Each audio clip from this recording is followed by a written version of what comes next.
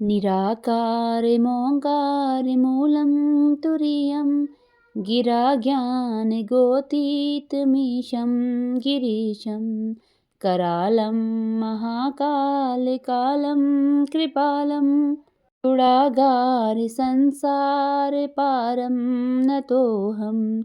अर्थात जो निराकार हैं, ओंकार रूप आदि कारण हैं, तुरीय हैं, वाणी बुद्धि और इंद्रियों के पथ से परे हैं, कैलाशनाथ हैं, विकराल और महाकाल के भी काल, कृपाल गुणों के आगार और संसार से तारने वाले हैं, उन भगवान को मैं नमस्कार करता हूँ। हर हर महादेव, शंकर भोलेनाथ की जय। भोले बाबा जो कि नाम से भी भोले और स्वभाव से भी भोले हैं, भक्तों की सभी मनोकामना पूर्ण करने वाले हैं, सहज ही प्रसन्न होते हैं और सहज ही सारी मनोकामनाएं पूर्ण करते हैं। उन भगवान को हमारा नमस्कार है, हमारा प्रणाम है। सभी भक्तों को प्यार भरा नमस्कार। भक्ति संसार में आप सभी का बहुत बहुत स्वागत है। आपका दिन मंगलमय हो, आपका जीवन मंगलमय हो। भगवान भोलेनाथ की कृपा आपके जीवन पर सदैव बनी रहे, आपका समय हमेशा खुशियों से भरा रहे। इन्हीं शुभकामनाओं के साथ प्रारंभ करते हैं आज की वीडियो। फाल्गुन मास में शिव शंकर भोलेनाथ की पूजा का विशेष महत्व है। इस महीने अपनी सामर्थ्य अनुसार उचित दान धर्म आदि के कार्य अवश्य करने चाहिए। इसी क्रम में फाल्गुन मास महात्म्य के अध्ययन के अंतर्गत हम शिव महापुराण के रुद्र संहिता के अगले अध्याय का अध्ययन करेंगे। शिव पुराण हिंदू धर्म में 18 पुराणों में सबसे अधिक पढ़ा जाने वाला पुराण है। यह सनातन भगवान शिव और उनकी पत्नी देवी पार्वती के चारों ओर केंद्रित है। भगवान शिव सनातन धर्म में सबसे अधिक पूजे जाने वाले भगवानों में से एक हैं। शिव महापुराण में 7 संहिताएं शामिल हैं, जो भगवान शिव के जीवन के विभिन्न पहलुओं का एक ज्वलंत विवरण प्रदान करती हैं। शिव महापुराण की दूसरी संहिता रुद्र संहिता है और रुद्र संहिता के 5 खंड हैं। प्रथम खंड में 20 अध्याय हैं। दूसरे खंड को सती खंड कहा जाता है, जिसमें कि 43 अध्याय हैं। तीसरे खंड को पार्वती खंड कहते हैं, जिसमें 55 अध्याय हैं। चौथा खंड कुमार खंड के नाम से जाना जाता है, जिसमें 20 अध्याय हैं। इस संहिता का 5वां खंड युद्ध खंड के नाम से जाना जाता है। इसमें कुल 59 अध्याय हैं। इसी संहिता में सृष्टि खंड के अंतर्गत जगत का आदि कारण शिव को माना गया है। शिव से ही आद्या शक्ति माया का आविर्भाव होता है। फिर शिव से ही ब्रह्मा और विष्णु की उत्पत्ति बताई गई है। इस पुराण में 24,000 श्लोक हैं तथा इसके क्रमशः 6 खंड हैं। तो इस खंड के अंतर्गत हम द्वितीय खंड रुद्र संहिता का अध्ययन करेंगे। इसे प्रारंभ करने से पहले आइए जानते हैं एक महान शिव भक्त की कहानी के बारे में। एक बार एक तपस्वी अपने कुछ शिष्यों को उस महान शिव भक्त की कथा सुनाते हुए कहते हैं, मैसूर से लगभग 16 किलोमीटर दूर नंजनगुंड के नाम से प्रसिद्ध जगह की बाहरी सीमा पर एक शिव भक्त रहता था। उसका नाम मल्ला था। वह किसी धार्मिक परंपरा से नहीं जुड़ा था और पूजा ध्यान के नियम नहीं जानता था, लेकिन बचपन से ही आंखें बंद करने पर उसे सिर्फ शिव दिखते थे। शायद उनके लिए भक्त एक ठीक शब्द नहीं है। उनके जैसे लाखों लोग हैं जो एक तरह से शिव के बंदी हैं। उनके पास कोई और चारा ही नहीं है। शायद मैं भी उनके जाल में फंस गया। हम उनकी खोज नहीं कर रहे थे। हम ऐसे घमंडी थे कि कोई खोज कर ही नहीं सकते थे, लेकिन उनके फंदे में फंस गए थे। शिव एक शिकारी थे। वे न सिर्फ जानवरों को फांसते थे, बल्कि मनुष्यों पर भी फंदा डालते थे। मल्ला भी ऐसे ही थे। मल्ला को शिव के सिवा और कुछ भी नहीं दिखाई देता था और वे जंगल में बड़े हुए और उन्होंने कोई खास कारोबार या किसी कला को नहीं सीखा था। किसी को रोक लेना और उससे ज़रूरत की सभी चीज़ें छीन लेना उन्हें गलत नहीं लगता था, तो वे यही करते थे और एक लुटेरे के रूप में प्रसिद्ध हो गए। फिर 2 योगी जो भाई थे वहाँ आए और उन्होंने इस आदमी को देखा जो एक लुटेरा था और साथ ही महान शिव भक्त भी था। वे उनसे बोले, आपकी भक्ति महान है, लेकिन आप जो कर रहे हैं उससे लोगों को तकलीफ होती है।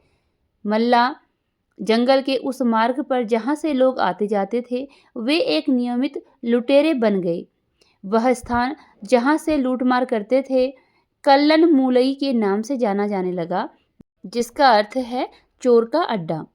पहले तो लोगों ने उन्हें बुरा भला कहा, लेकिन जब साल का अंत आया तो लूटा हुआ सारा धन उसने महाशिवरात्रि का उत्सव मनाने पर खर्च कर दिया। उसने लोगों के लिए एक विशाल भोजन समारोह भी रखा। तो कुछ सालों बाद लोगों ने उन्हें एक महान भक्त मान लिया और अपने आप में उन्हें दान देने लगे। हाँ, जो लोग को कुछ न देते, उनसे लूटमार करने में उन्हें कुछ गलत नहीं लगता था। फिर दो योगी जो भाई थे वहाँ आए और उन्होंने इस आदमी को देखा जो एक लुटेरा था और साथ ही महान शिव भक्ति भी था। वे उससे बोले, आपकी भक्ति महान है, लेकिन आप जो कर रहे हैं उससे लोगों को तकलीफ होती है। उन्होंने जवाब दिया, मैं यह शिव के लिए कर रहा हूँ, तो इसमें समस्या क्या है। तब उन योगियों ने मल्ला को ठीक से समझाया, उन्हें अलग बैठाया और उन्हें कुछ व्यवस्था की बातें सिखाई। उन्होंने उस जगह का नाम कल्लन मूलई से बदलकर मल्लन मूलई रख दिया। आज भी वह जगह मल्लन मूलई के नाम से ही जानी जाती है। वहाँ उन्होंने शिवरात्रि का जो उत्सव शुरू किया, अब वह उस स्थान की एक बड़ी परंपरा बन गया है। अब प्रारंभ करते हैं रुद्र संहिता के 5वें अध्याय का, जिसमें कि नारद जी के द्वारा शिव तीर्थों में भ्रमण किया जाता है और ब्रह्मा जी से प्रश्न किया जाता है। सूत जी बोले, महर्षियों, भगवान श्रीहरि के अंतर्धान हो जाने पर मुनिश्रेष्ठ नारद शिवलिंगों का भक्तिपूर्वक दर्शन करने के लिए निकल गए। इस प्रकार भक्ति मुक्ति देने वाले अनेक शिवलिंगों का भक्तिपूर्वक दर्शन किया। जब उन रुद्रगणों ने नारद जी को वहां देखा तो वे दोनों गण अपने शाप की मुक्ति के लिए उनके चरणों पर गिर पड़े और उनसे प्रार्थना करने लगे कि वे उनका उद्धार करें। नारद मुनि, हम आपके अपराधी हैं। राजकुमारी श्रीमती के स्वयंवर में आपका मन माया से मोहित था। उस समय भगवान शिव की प्रेरणा से आपने हमें शाप दे दिया था। अब आप हमारी जीवन रक्षा का उपाय कीजिए। हमने अपने कर्मों का फल भोग लिया हो। कृपा कर हम पर प्रसन्न होकर हमें शाप मुक्त कीजिए। नारद जी ने कहा, हे रुद्रगणों, आप महादेव के गण हैं एवं सभी के लिए आदरणीय हैं। उस समय भगवान शिव की इच्छा से मेरी बुद्धि भ्रष्ट हो गई थी, इसलिए मोहवश मैंने आपको शाप दे दिया था। आप लोग मेरे इस अपराध को क्षमा कर दें, परंतु मेरा वचन झूठा नहीं हो सकता, इसलिए मैं आपको शाप से मुक्ति का उपाय बताता हूँ। मुनिवर, विश्वा के वीर्य द्वारा तुम एक राक्षसी के गर्भ में जन्म लोगे। समस्त दिशाओं में रावण और कुंभकर्ण के नाम से प्रसिद्धि पाओगे। राक्षस राज का पद प्राप्त करोगे। तुम बलवान व वैभव से युक्त होगे। तुम्हारा प्रताप सभी लोकों में फैलेगा। समस्त ब्रह्मांड के राजा होकर भी भगवान शिव के परम भक्तों में होगे। भगवान शिव के ही दूसरे स्वरूप श्री विष्णु के अवतार के हाथों से मृत्यु पाकर तुम्हारा उद्धार होगा तथा फिर अपने पद पर प्रतिष्ठित हो जाओगे। सूत जी कहने लगे कि इस प्रकार नारद जी का कथन सुनकर वे दोनों रुद्रगण प्रसन्न होते हुए वहां से चले गए और नारद जी भी आनंद से सरावार होकर मन ही मन शिव जी का ध्यान करते हुए शिव तीर्थों का दर्शन करने लगे। इसी प्रकार भ्रमण करते करते वे शिव की प्रिय नगरी काशीपुरी में पहुँचे और काशीनाथ का दर्शन कर उनकी पूजा की। श्री नारद जी शिव जी की भक्ति में डूबे उनका स्मरण करते हुए ब्रह्मलोक को चले गए। वहां पहुंचकर उन्होंने ब्रह्मा जी को आदरपूर्वक नमस्कार किया और उनकी स्तुति करने लगे। उस समय उनका हृदय शुद्ध हो चुका था और उनके हृदय में शिव जी के प्रति भक्ति भावना ही थी और कुछ नहीं। नारद जी बोले, हे पितामह, आप तो परम ब्रह्म परमात्मा के स्वरूप को अच्छी प्रकार से जानते हो। आपकी कृपा से मैंने भगवान विष्णु के महात्म्य का ज्ञान प्राप्त किया है एवं भक्ति मार्ग, ज्ञान मार्ग, तपो मार्ग, दान मार्ग तथा तीर्थ मार्ग के बारे में जाना है, परंतु मैं शिव तत्व के ज्ञान को अभी तक नहीं जान पाया हूँ। मैं उनकी पूजा विधि को भी नहीं जानता हूँ, अतः अब मैं उनके बारे में सभी कुछ जानना चाहता हूँ। मैं भगवान शिव के विभिन्न चरित्रों, उनके स्वरूप तथा वे सृष्टि के आरंभ में, मध्य में किस रूप में थे, उनकी लीलाएं कैसी होती हैं और प्रलय काल में भगवान शिव कहाँ निवास करते हैं, उनका विवाह तथा उनके पुत्र कार्तिकेय के जन्म आदि की कथाएं मैं आपके श्रीमुख से सुनना चाहता हूँ। भगवान शिव कैसे प्रसन्न होते हैं और प्रसन्न होने पर क्या क्या प्रदान करते हैं, इस संपूर्ण वृत्तांत को मुझे बताने की कृपा करें। अपने पुत्र नारद की ये बातें सुनकर पितामह ब्रह्मा बहुत प्रसन्न हुए। नारद जी से ब्रह्मा ने कहा, हे नारद, तुम सदैव जगत के उपकार में लगे रहते हो। तुमने जगत के लोगों के लिए बहुत उत्तम बात पूछी है, जिसके सुनने से मनुष्य के सब जन्मों के पापों का नाश हो जाता है। उस परम ब्रह्म शिव तत्व का वर्णन मैं तुम्हारे लिए कर रहा हूँ। शिव तत्व का स्वरूप बहुत सुंदर और अद्भुत है। जिस समय महाप्रलय आई थी और पूरा संसार नष्ट हो गया था तथा चारों ओर सिर्फ अंधकार ही अंधकार था, आकाश व ब्रह्मांड तारों व ग्रहों से रहित होकर अंधकार में डूब गए थे। सूर्य और चंद्रमा दिखाई देने बंद हो गए थे। सभी ग्रहों और नक्षत्रों का कहीं पता नहीं चल रहा था। दिन रात अग्नि जल कुछ भी नहीं था। प्रधान आकाश और अन्य तेज भी शून्य हो गए थे। शब्द, स्पर्श, गंध, रूप, रस का अभाव हो गया था। सत्य असत्य सब कुछ खत्म हो गया था। तब सिर्फ सत ही बचा था। उस तत्व को मुनिजन एवं योगी अपने हृदय के भीतर ही देखते हैं। वाणी, नाम, रूप, रंग आदि की वहाँ तक पहुँच नहीं है। उस परम ब्रह्म के विषय में ज्ञान और अज्ञान के किए गए संबोधन के द्वारा कुछ समय बाद अर्थात सृष्टि का समय आने पर एक से अनेक होने के संकल्प का उदय हुआ। तब उन्होंने अपनी लीला से मूर्ति की रचना की। वह मूर्ति संपूर्ण ऐश्वर्य तथा गुणों से युक्त, संपन्न, सर्वज्ञानमयी एवं सब कुछ प्रदान करने वाली है। यही सदाशिव की मूर्ति है। सभी पंडित विद्वान इसी प्राचीन मूर्ति को ईश्वर कहते हैं। उसने अपने शरीर से स्वच्छ शरीर वाली एवं स्वरूप भूता शक्ति की रचना की। वही परम शक्ति प्रकृति गुणमयी और बुद्धित्व की जननी कहलाई। उसे शक्ति अंबिका, प्रकृति, संपूर्ण लोकों की जननी, त्रिदेवों की माता, नित्या और मूल कारण भी कहते हैं। उसकी 8 भुजाओं एवं मुख की शोभा विचित्र है।